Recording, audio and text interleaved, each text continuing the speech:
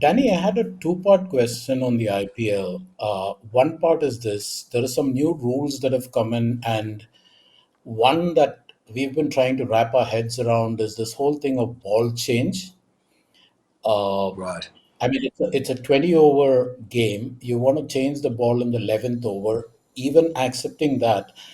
The problem that I personally have with that rule is you're leaving it to the discretion of the umpires, and that is always a cause for, I mean, that's always likely to end up in some kind of conflict between.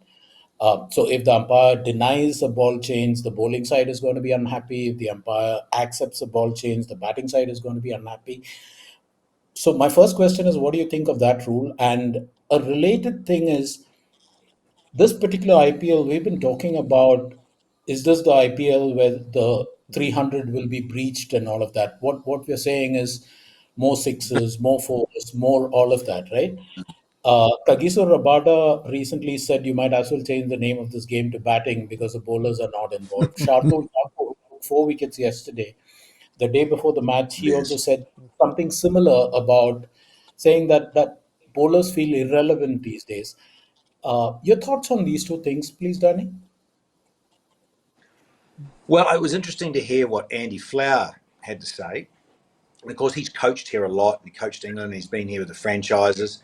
And so, again, he feels it's great. He thinks it's a good initiative to give that back to the bowlers so they can hold on to the ball more um, in the second innings, post 11 overs, because you're now deep into that. You've had 31 overs of a 40 over affair. And he just thought it leveled up it a bit more for the bowler's perspective to hold on to the ball, whether it's a spinner or a quick Mhm. bowler bowling between overs, 12 to 20 in that stage. So I look, I don't mind. I think something had to give there because of the dew factor. That's the other challenge that we've got in the subcontinent. Playing at this time of the year, it's not going to change. That's the window. We all appreciate that. That you've got to be able to say to the bowlers, as you rightly said, do they feel a bit irrelevant, or they're a sort of a beast that's been battered to death, really.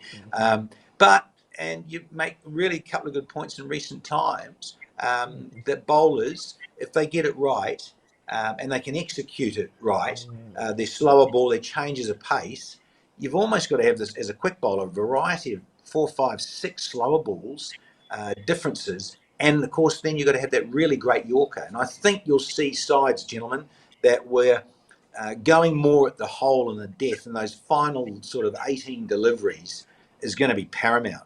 Whether it's wide Yorkers or depending what a batter's doing at any given time. And particularly, I'm talking about really flat pitches that are batter friendly, like a tabletop. And Hyderabad's one of those. Mumbai, when it gets a bit slippery, it's a small ground, as we know, and it's a pretty good surface. All those things are in favour of the batters. So, yeah, I sort of like it. And I hear what you're saying too, that it then becomes an interpretation for the umpires, but surely a bit of common sense can say, look, it's really slippery out here. It's like a bar of soap. We've got towels out. We're trying to dry this ball. It's time we changed it. So I don't think you'll have too much issue there. The one that sometimes frustrates us a little bit is the sheer time in the game. And then you've got to say to yourself, if bowlers feel irrelevant, how about the umpires? I mean, we're human, right? And we're going to make mistakes, but there's so much riding on it that they've said now in IPL, and they brought it in a couple of years ago, that you can now query the wide rule, whether it's marginal and that particularly that hip high one. I get the hip high one because it's clothing, the height of a guy, is he crouching, is he standing tall, and all of that. We all know those sort of idiosyncrasies of what the batter's trying to do and that wide rule. So then it's about the time of the game, right? How long does the time of the game take? And I know we get frustrated up in the commentary box and get a bit cheeky and try and make light of it and have fun with it. But it's like, wow, how many other little initiatives are going to be brought in to sort of hopefully help the game, not slow the game?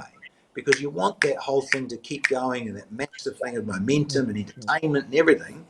But, what is it there? I mean, I saw the staggering numbers of what it costs to put on a game. NFL's at the top of the tree, 32, 34 million to put on a game. IPL, one game, is more to put on and gets more set up and costs more than the English Premier League.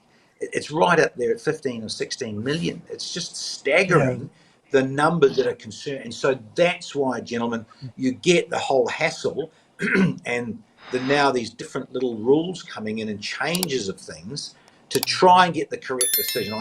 I'm aware of that and we all appreciate that. But at what cost? At what cost do you slow the game down and turn the umpires almost into robots where everyone just wants to go upstairs and check it out and slow it all down? And I mean, I don't have to tell you guys living where you live, the NFL, and you break it all down and slow it down and how much time it takes.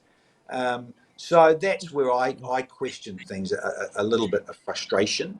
And getting back to the point in the question, I'm all for the change of the ball at 11. And yes, it's part of the discretion of the umpires, but I think really common sense will prevail, and you'll just know that it's really slippery. We've got to change this ball for the bowler's sake to have something back in the contest.